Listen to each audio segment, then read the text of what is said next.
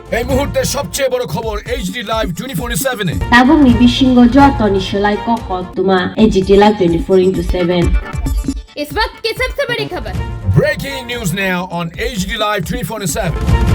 80वें स्वतंत्रता दिवस और अरविंद क्लब के स्थापना दिवस के अवसर पर बुधवार को क्लब क्षेत्र में वरिष्ठ नागरिक सम्मान समारोह का आयोजन किया गया। इस कार्यक्रम में मुख्यमंत्री professor doctor Manik Saha, mayor Deepak Majumdar, ward number 20 के कॉर्पोरेटर रत्ना दत्त सहित अन्य लोग उपस्थित रहे।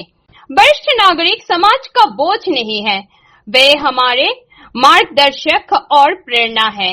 इस नारे को सामने रखकर उन्होंने आज का यह कार्यक्रम आयोजित किया।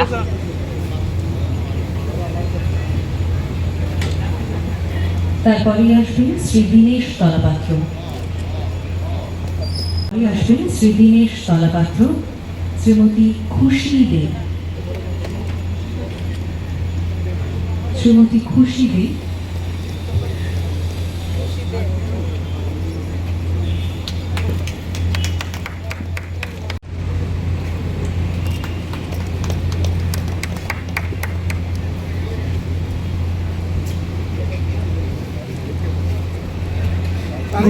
গোস্বামীর পদে শ্রীমতী গীতা রানী সাহা, তারপর শ্রী গোপাল চন্দ্র নাগ,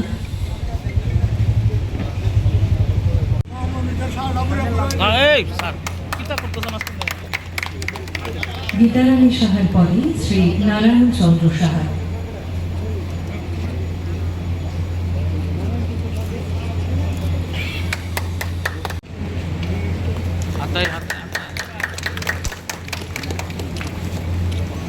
মালদা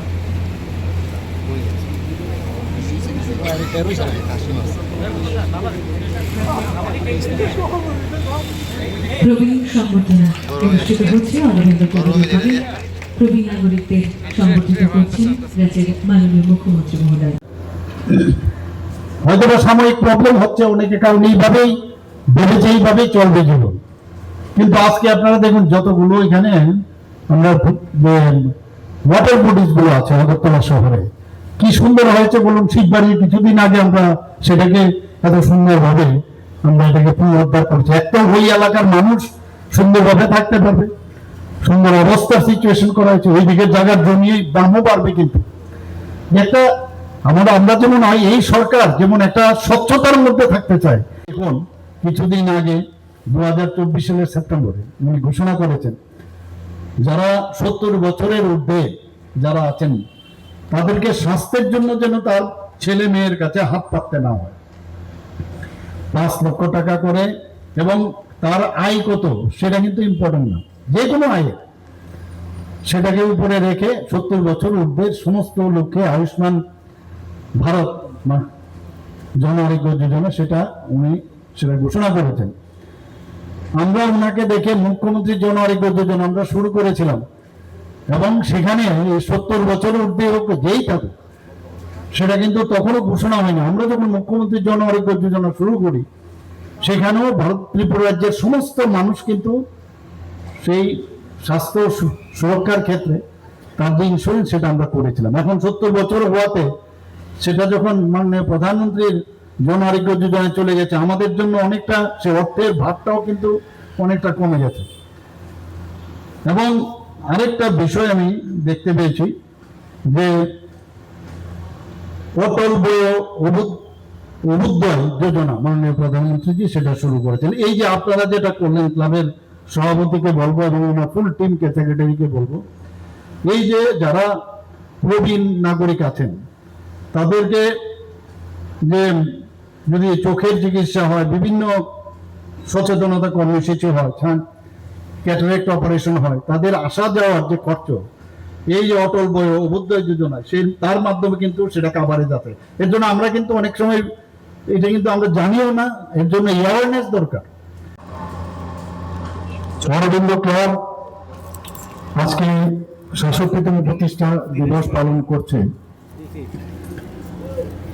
এবং পাশাপাশি আমরা সবাই জানি যে ক্লাব বিভিন্ন সময়ে যে বিভিন্ন ফিলান্থ্রপিক কাজে ওনারা সবসময় প্রয়াস করেন এবং যুক্ত থাকেন। পুজোই হোক বা যে কোনো ব্লাড ডোনেশন বা অন্যান্য বস্ত্র বিতরণ, বিভিন্ন সময় বিভিন্ন কাজে ওনারা ধর্মীয় ক্ষেত্রে ওনাদের পরিচয় আমরা সবাই জানি। এবং একটা সময় এই অরবিন্দ ক্লাবের যে এখানে যারা এখন যাদেরকে আজকে এখানে সংবর্ধনা দেওয়া হচ্ছে, তারাও কোনো এক সময় কৈশোর থেকে কিশোর, কিশোর এবং যখন ওনারা যুবক হন, এখন আজকে বার্ধক্যের কারণে তাদেরকে প্রবীণ নাগরিক হিসাবে তাদেরকে সংবর্ধনা দেওয়া হচ্ছে ক্লাবের তরফ থেকে। কিন্তু তারা কিন্তু এই এলাকার বিশিষ্ট যারা বাসিন্দারা, তারা কিন্তু জানেন যে এই এলাকার অবস্থাটা কি ছিল।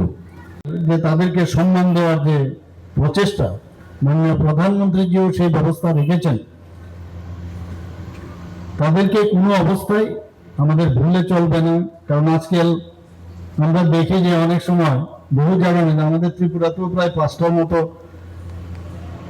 আমরা শেল্টার হাউস করেছি, যারা বয়স্ক বা বয়স্ক যারা আছেন।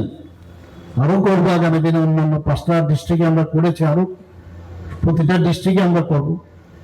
কিন্তু এইগুলো যেন আমাদের আগামী দিন তাতে আরো বেশি করে না করতে হয়, সেদিকে নজর রাখতে হবে।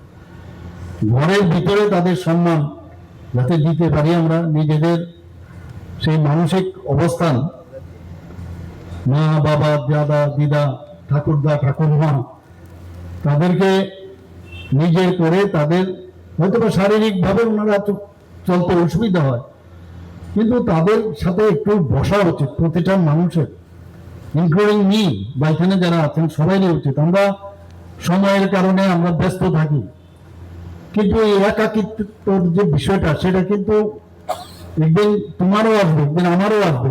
এই যে বিষয়টা আমরা ভুলে যাওয়া উচিত। যে যেরকম করবে তারাও কিন্তু সেটা হবে।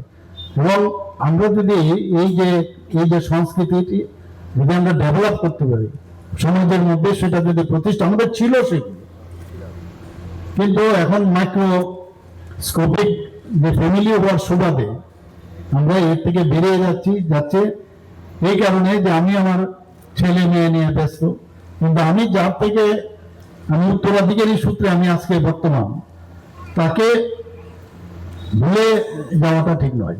আমরা দেখেছি এরকম যে ঠাকুরমা, দিদা বা ঠাকুরদা বা ঠাম্মা, ওদের কথা আমার যে সন্তান, তারা কিন্তু অ্যাফেকশনটা অনেক বেশি স্ট্রং থাকে এবং ওদের মধ্যে কিন্তু একটা কানেকশনও থাকে।